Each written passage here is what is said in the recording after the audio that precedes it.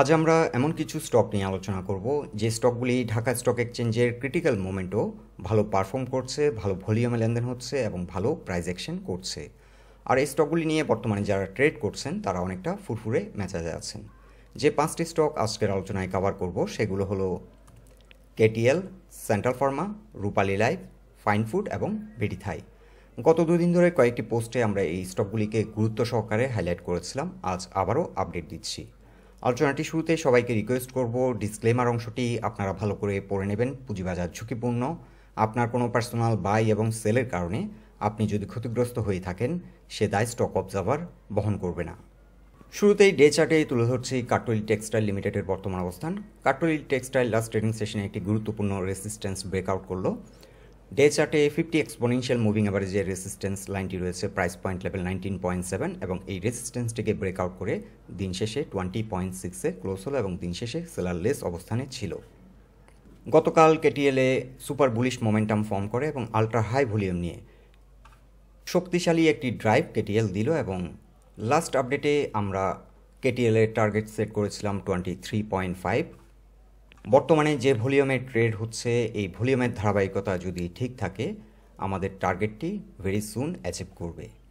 এখন উইকলি চার্টে কেটিএলের all time high থেকে আমরা একটি ফিবোনাচি রিট্রেসমেন্ট চার্ট ড্র করেছি এবং লক্ষ্য করছি 23%-এর যে রিকভারি সাইকেল সেই রিকভারি সাইকেলটি ব্রেকআউট করে অনেকটা এগিয়ে গেছে এবং 23%-এর রিকভারি সাইকেলটি বর্তমানে স্ট্রং সাপোর্ট হিসেবে কাজ করবে। সো কেটিএলের জন্য এখন শক্তিশালী সাপোর্ট হবে 19.7। আর দীর্ঘদিন ধরে কেটিএল 23.7-এ ফ্লোরে আটকে ছিল আর ফ্লোর প্রাইসে জুলাই মাসের এই জোনটিতে অনেকটা ভলিউমে ট্রেড হয়েছিল। সো যেহেতু এই গুরুত্বপূর্ণ সাপোর্টটি ব্রেকডাউন করেছে এখন এটি স্ট্রং রেসিস্ট্যান্স হিসেবে অ্যাক্ট করবে। এছাড়া ফিবোনাচি রিট্রেসমেন্ট চার্টে 38%-এর রিকভারি সাইকেলটি প্রাইস পয়েন্ট লেভেল 23.9। কেটিএলের জন্য এখন 23.7 থেকে 23.9 শক্তিশালী রেসিস্ট্যান্স। আপাতত আমরা 23.5 ফার্স্ট টার্গেট সেট করছি এবং উইকলি চার্টে 200 এক্সপোনেনশিয়াল মুভিং অ্যাভারেজের রেসিস্ট্যান্স লাইনটি রয়েছে 21.4 এবং 21.4-এ কিছুটা সেল প্রেশার ফেস করবে। তবে বর্তমান যে ভলিউম এই ভলিউমের ধারাবাহিকতা যদি ঠিক থাকে এই রেসিস্ট্যান্সগুলোকে ইজিলি ব্রেকআউট করে আমরা যে টার্গেটটি সেট করেছি সেই টার্গেটটি অ্যাচিভ করবে। ইন শর্ট কেটিএলের এখন ফার্স্ট টার্গেট হচ্ছে 23.5, স্ট্রং সাপোর্ট 19.7 এবং যাত্রাপথে কিছুটা রেজিস্ট্যান্স ফেস করবে 21.2 থেকে 21.4-এ। এখন উইকলি চার্টে তুলে ধরছি সেন্ট্রাল ফার্মাসিউটিক্যালস লিমিটেডের বর্তমান অবস্থান। সেন্ট্রাল ফার্মাসিউটিক্যালস লাস্ট ট্রেডিং সেশনে 33.3-তে ক্লোজ হলো। 31.5-এ ছিল একটি গুরুত্বপূর্ণ রেসিস্ট্যান্স পয়েন্ট এবং লাস্ট আপডেটে আমরা জানিয়েছিলাম স্টকটি যদি এই রেসিস্ট্যান্সটিকে ব্রেকআউট করতে সক্ষম হয় সেক্ষেত্রে 32 প্রাইস পয়েন্টের উপর যদি শক্তিশালী অবস্থান ক্রিয়েট করতে সক্ষম হয় সেক্ষেত্রে ব্রেকআউট ট্রেড নেওয়া যেতে পারে এবং ব্রেকআউট ট্রেডের ক্ষেত্রে আমরা স্টপ লস সেট করেছিলাম 31 বিলো 31 এবং টার্গেট সেট করেছিলাম 37। এছাড়া আমরা জানিয়েছিলাম বর্তমান যে ভলিউম এই স্টকটি সুপার বুলিশ মোমেন্টাম ফর্ম করেছিল স্টকটিতে এবং স্টকটি আলট্রা হাই ভলিউমে বর্তমানে এগিয়ে যাচ্ছে এবং জানিয়েছিলাম যে এই ট্রেন্ডটি একটি পাওয়ারফুল ট্রেন্ড এবং অ্যাপারেন্টলি মনে হচ্ছে এটি ব্রেকআউট দিতে সাকসেসফুল হবে। সো যারা যারা ট্রেডটি কন্টিনিউ করছেন আমরা ফার্স্ট টার্গেট এখন 37ই আমরা আগের টার্গেটটি রাখছি আর স্টপ লস হবে এখন বিলো 31 আর স্ট্রং সাপোর্ট হচ্ছে 31.5।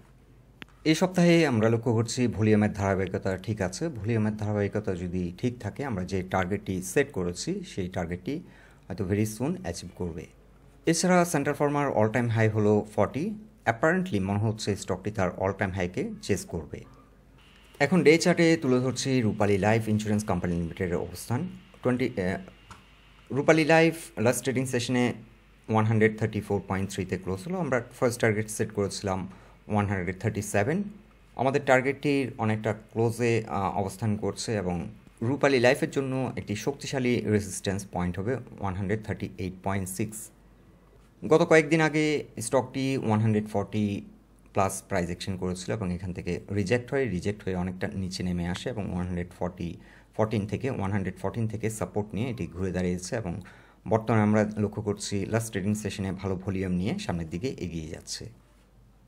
আপাতত আমরা আগের টার্গেটটি রাখছি 137 ফার্স্ট টার্গেট, এবং এই জোনটিতে কেমন বিহেভ করে সেটা লক্ষ্য রাখা উচিত, এবং যদি ব্রেকআউট দিতে সক্ষম হয় সেক্ষেত্রে চাইলে ব্রেকআউট ট্রেড নেওয়া যায়, এবং সেটাই আমরা সাজেস্ট করব 140-র উপর যদি শক্তিশালী অবস্থান ক্রিয়েট করে সেক্ষেত্রে 141 প্লাসে যদি শক্তিশালী অবস্থান ক্রিয়েট করে এবং ব্রেকআউটটি যদি হিউজ ভলিউমে যদি একটা বড় ভলিউম নিয়ে যদি ব্রেকআউট দিতে পারে তাহলে ব্রেকআউট ট্রেড নেওয়া যেতে পারে, কারণ এই জোনটিতে ভালো রকমের একটা সেল প্রেশার ফেস করবে 137 থেকে 138। এই জোনটিতে ভালো রকমের একটা সেল প্রেশার ফেস করবে, এবং বর্তমানে যে ভলিউম এই ভলিউমের ধারাবাহিকতায় যদি এগিয়ে যায় তাহলে এখান থেকে রিজেক্ট হতে পারে এবং কিছুটা সময় নেবে এবং কিছুদিন হয়তো সাইডওয়ে প্রাইস অ্যাকশন হতে পারে।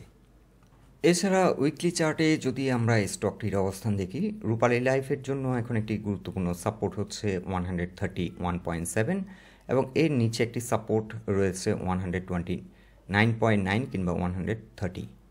এছাড়া এলিয়েট ওয়েভ পার্সপেক্টিভ থেকে যদি রূপালী লাইফের অবস্থান আমরা বিশ্লেষণ করি, বর্তমানে থার্ড ওয়েভ রান করছে এবং থার্ড ওয়েভটি ব্রেকআউট হবে 139.3 কিংবা 4-এ, কিংবা আমরা এটিকে 141 ধরে নিচ্ছি।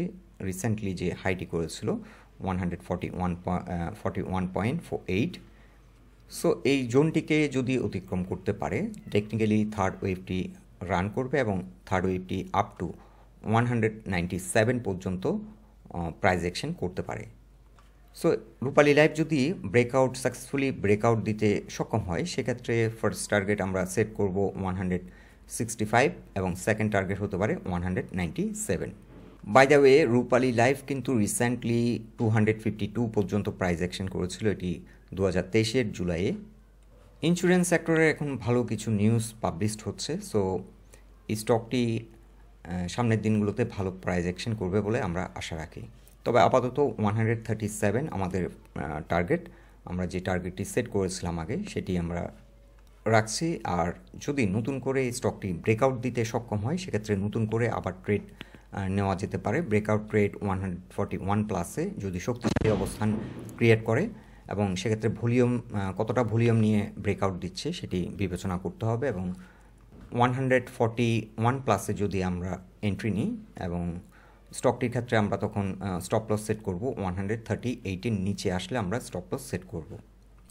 আর ব্রেকআউট ট্রেডের ক্ষেত্রে ফার্স্ট টার্গেট হবে 165। যাত্রাপথে কিছু রেজিস্ট্যান্স ফেস করবে 146 পয়েন্ট একটি রেজিস্ট্যান্স ফেস করবে, 154.9 একটি রেজিস্ট্যান্স ফেস করবে। এখন উইকলি চার্টে ফাইন ফুডস লিমিটেডের অবস্থান তুলে ধরছি। লাস্ট টাইম এই স্টকটির টার্গেট সেট করেছিলাম 167। আমরা যে টার্গেটটি সেট করেছিলাম তার অনেকটা নিকটে অবস্থান করছে এবং বর্তমানে ভালো মানি ফ্লো নিয়ে স্টকটি এগিয়ে যাচ্ছে।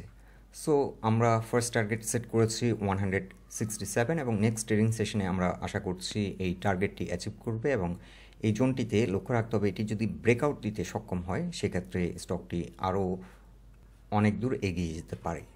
167 যদি ব্রেকআউট করতে সক্ষম হয় সেক্ষেত্রে 190 পর্যন্ত প্রাইস অ্যাকশন হতে পারে। এখানে আরেকটি রেজিস্ট্যান্স 171.1, এবং পরবর্তী যে সাইকেলটি হবে সেটি 190। সো আমরা যে টার্গেটটি সেট করেছি 167, এই রেজিস্ট্যান্স পয়েন্টটিকে যদি ব্রেকআউট করে যদি 167-এর উপরে অবস্থান করে চাইলে ট্রেডটি আমরা কন্টিনিউ করতে পারি, এবং ট্রেডটি চাইলে আমরা 190 পর্যন্ত কন্টিনিউ করতে পারি।